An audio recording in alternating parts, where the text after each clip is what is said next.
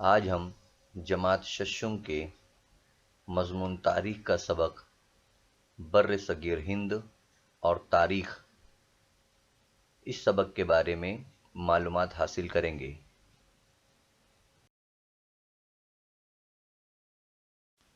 سب سے پہلے ہم یہاں پر دیکھیں گے تاریخ کی تشکیل اور جغرافیائی خصوصیات۔ تاریخ کی تشکیل اور جغرافیائی خصوصیات میں ہمیں یہ معلوم کرنا ہے کہ تاریخ کسے کہتے ہیں۔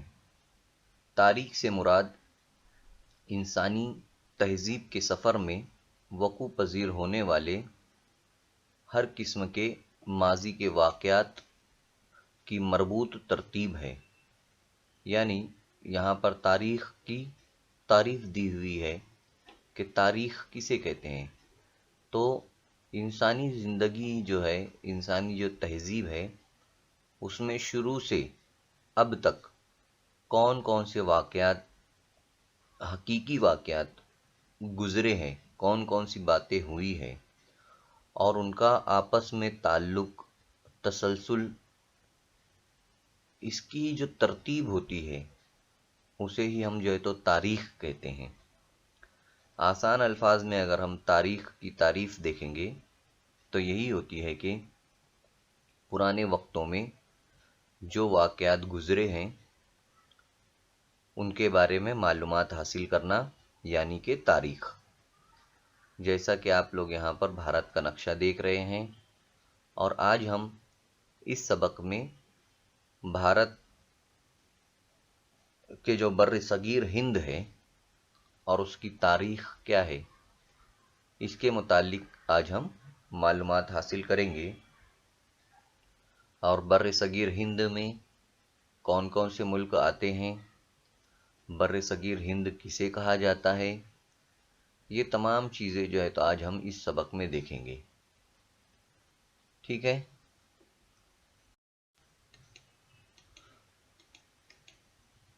تاریخ کے 4 بنیادی ستون ہیں۔ ایک ہے مقام، دوسرا ہے زمانہ، تیسرا ہے شخص، اور چوتھا ہے سماج۔ یعنی یہاں پر جو 4 چیزیں ہیں جن سے ہم تاریخ کا مطالعہ کرتے ہیں اور جن میں تاریخ کا مطالعہ کیا جاتا ہے، وہ یہ 4 چیزیں ہیں۔ پہلا تو آپ لوگ دیکھ سکتے ہیں مقام، یعنی کوئی بھی مقام، کہیں کا بھی کوئی بھی جگہ۔ اس کے بعد زمانہ، تاریخ میں ماضی کے واقعات کا مطالعہ کیا جاتا ہے، یعنی اس کے بارے میں جو ہے تو معلومات حاصل کی جاتی ہے، تو اس کے لیے ایک زمانہ درکار ہوتا ہے۔ تو وہ زمانہ کون سا ہوتا ہے؟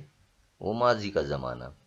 اس کے بعد شخص، تاریخ میں بہت سارے اشخاص کے بارے میں بھی جو ہے تو ہم پڑھتے ہیں، جیسے تصویر میں گاندھی جی ہے، تو یہ ایک شخص ہوئے، تو ان کے بارے میں معلومات حاصل کرنا۔ ایسی بہت ساری شخصیات ہیں جن کے بارے میں تاریخ میں ہم معلومات حاصل کریں گے یا کرتے ہیں۔ اسی طرح سماج کے بارے میں بھی ہم معلومات حاصل کرتے ہیں تاریخ میں، کیونکہ جو شخص ہوتے ہیں وہ سماج سے ہی آتے ہیں۔ تو اس طرح یہ 4 بنیادی ستون ہیں، یعنی 4 جو ہے تو یہ امپورٹنٹ چیزیں ہیں جن کے بارے میں ہم تاریخ میں معلومات حاصل کرتے ہیں۔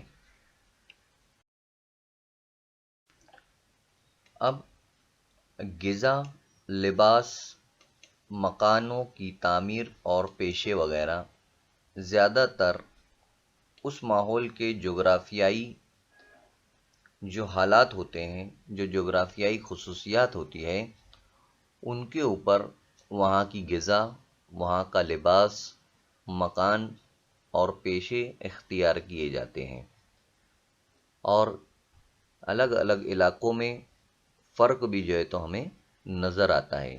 مثال کے طور پر پہاڑی خطوں میں، یعنی کہ پہاڑی علاقوں میں رہنے والے لوگوں کی زندگی میدانی خطوں میں رہنے والے لوگوں کی زندگی کی بنسبت زیادہ دشوار گزار ہوتی ہے، کیونکہ پہاڑی ڈھلانیں وغیرہ ہوتی ہے، پہاڑ ہوتے ہیں، تو وہاں پر کام کرنا یہ سب مشکل ہوتا ہے، کھیتی باڑی نہیں ہو پاتی ہے، یہ تمام چیزیں۔ پہاڑی جو علاقے ہوتے ہیں وہاں کی جو زمین ہوتی ہے وہ زرخیز نہیں ہوتی ہے، یعنی سبزی ترکاریاں اناج وغیرہ وہاں پر آسانی سے نہیں مل پاتا، جبکہ میدانی علاقوں میں یہ تمام چیزیں آسانی سے درکار ہوتی ہے، ہمیں جو ہے تو آسانی سے مل جاتی ہے۔ اس کے علاوہ وہاں کے جو میدانی خطے کے لوگ ہوتے ہیں انہیں یہ چیزیں بھرپور ملتی ہے۔ پہاڑی خطے کے لوگوں کو اپنی غذا کے لیے زیادہ تر شکار اور جنگل سے حاصل کی ہوئی اشیاء پر منحصر رہنا پڑتا ہے۔ اسی طرح دوسری کئی باتوں میں پہاڑی خطے کے لوگ اور میدانی خطے کے لوگوں کی زندگی میں کافی فرق نظر آتا ہے۔ آپ لوگ یہاں پر پہاڑی علاقے اور میدانی علاقے دو تصاویر یہاں پر آپ لوگ دیکھ رہے ہیں۔ پہاڑی علاقوں میں گھروں کی تعمیر آپ لوگ دیکھ سکتے ہیں، اور میدانی علاقوں میں کس طرح سے جو ہے تو کھیتی باڑی کی جا رہی ہے وہ بھی تصویر میں ہمیں نظر آ رہا ہے۔ تو آپ لوگ تصاویر کے ذریعے سمجھ سکتے ہیں کہ پہاڑی علاقوں میں کس طرح سے زندگی دشوار گزار ہوگی۔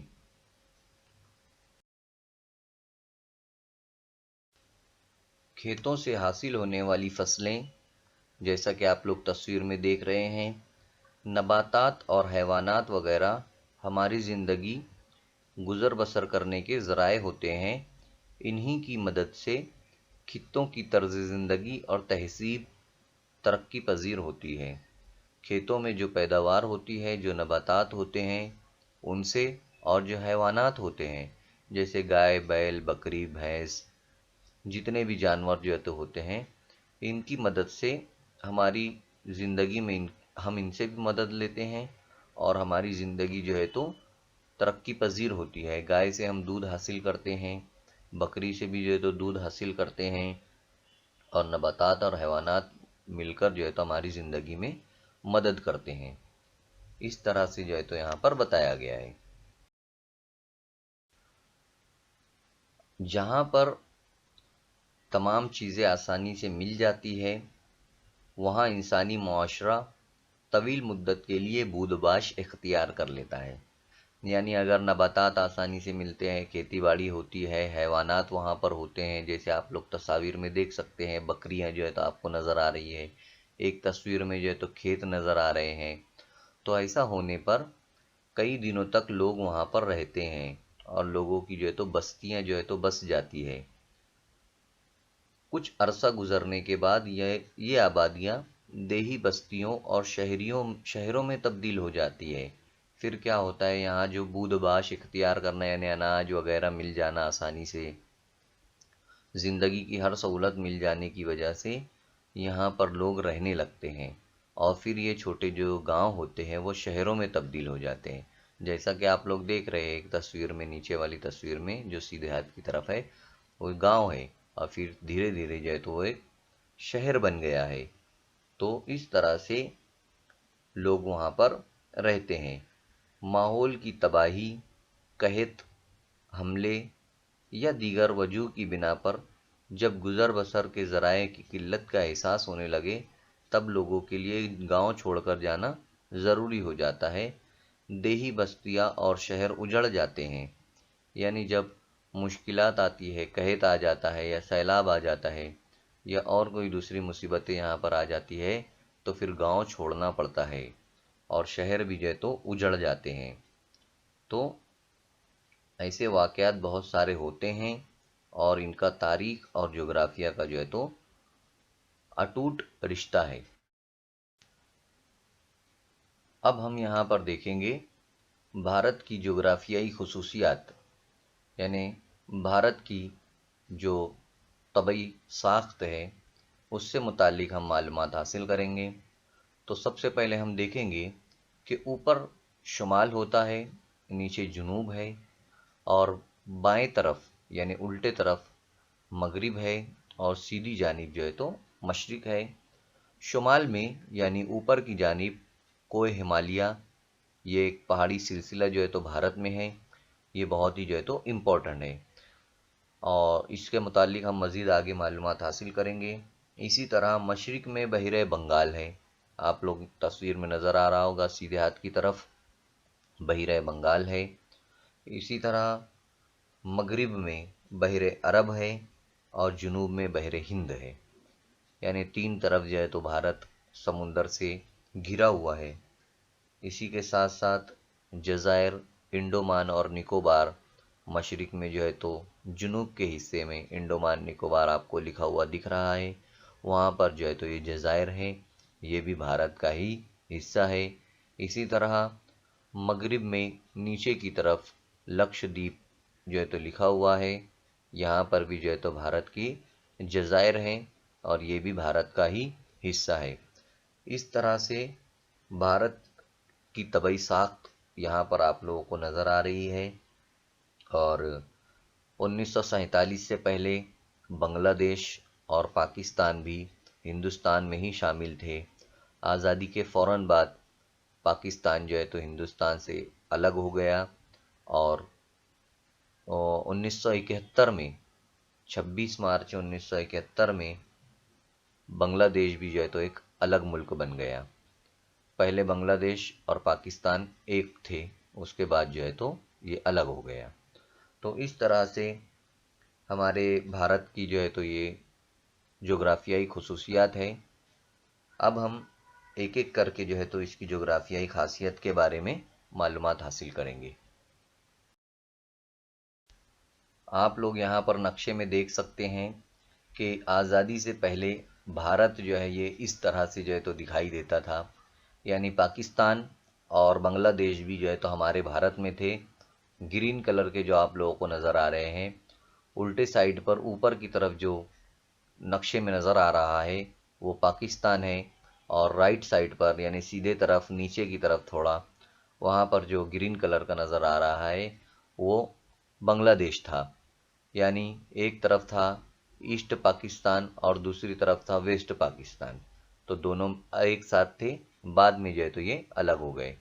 اب ہم اپنے طبعی حصوں کی طرف جو ہے تو بڑھتے ہیں، وہ ہمیں دیکھنا ہے۔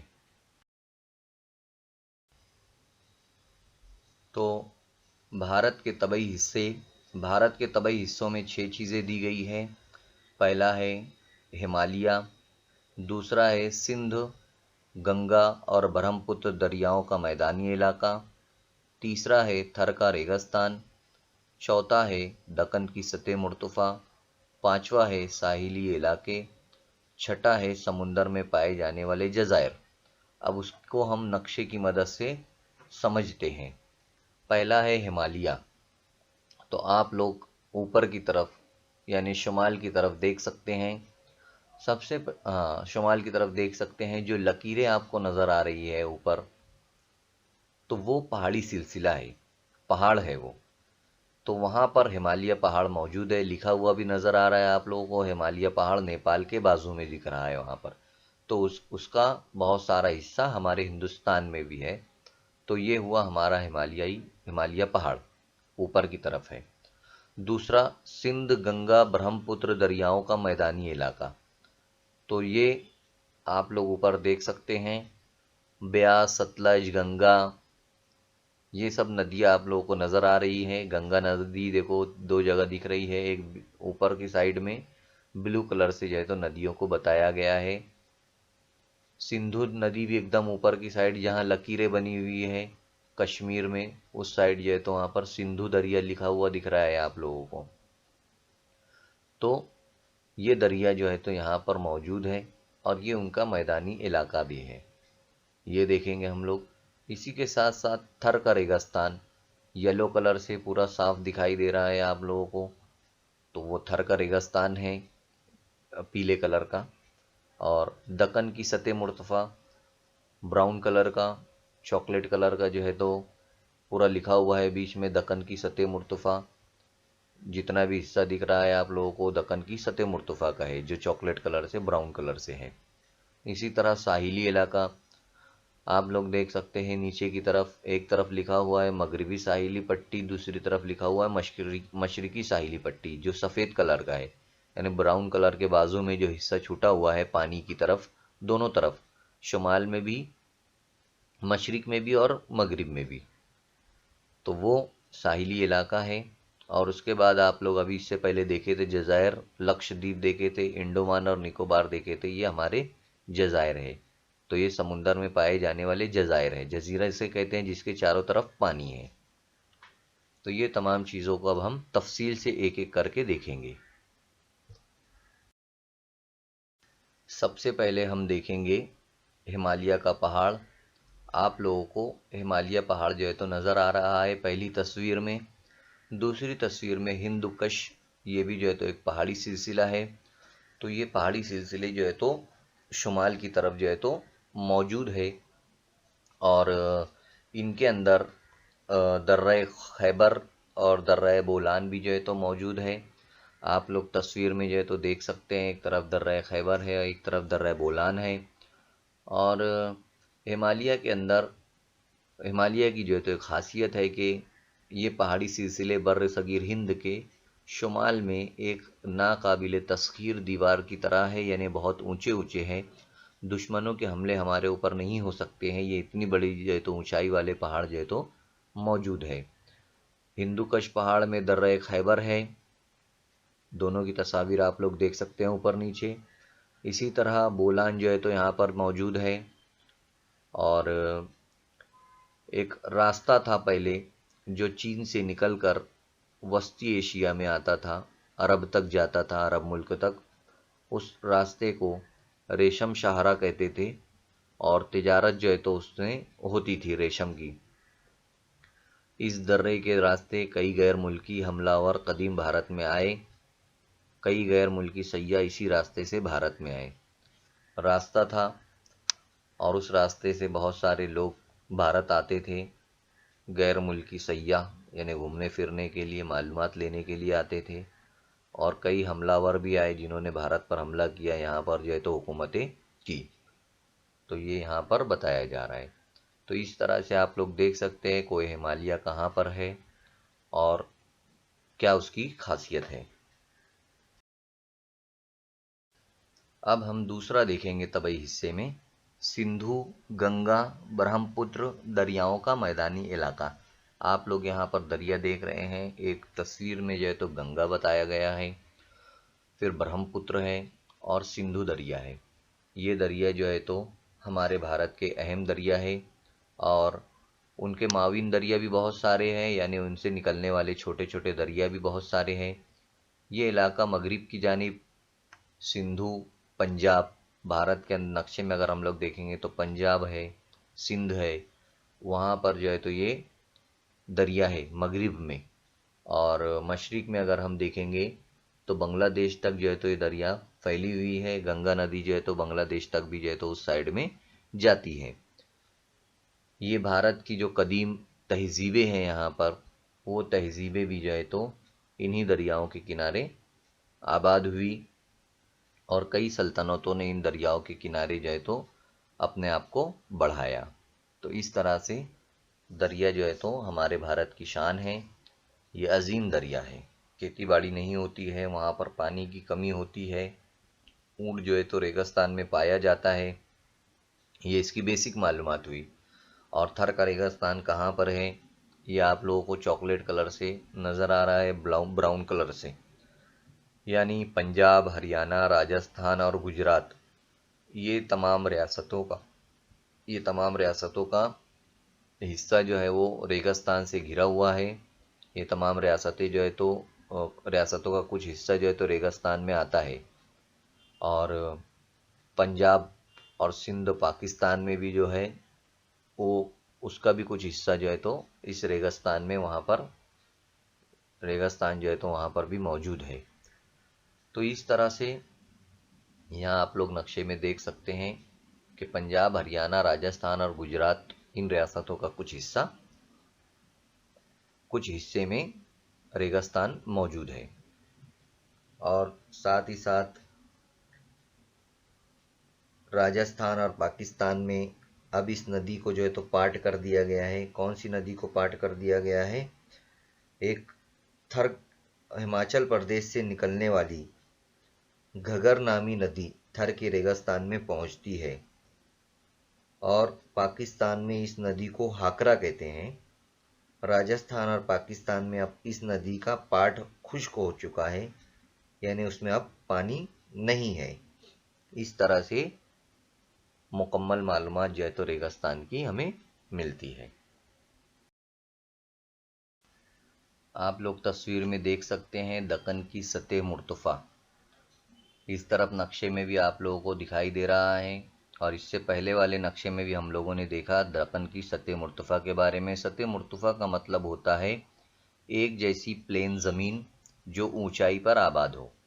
तो भारत का जो ज़्यादातर जुनूबी हिस्सा है वो दक्कन की सतह मुर्तफ़ा में आता है और एक जानिब मशरक़ी साहिल है और दूसरी जानिब मगरिबी साहिल है। इसके आप लोग साहिल भी देख सकते हैं, यानी दोनों तरफ जो है तो समुंदर है और ज़मीन का इलाका जुनूब की जानिब तंग होता जा रहा है, यानी नीचे की जानिब अगर हम जाएंगे तो बारीक होता चला जाता है भारत का हिस्सा।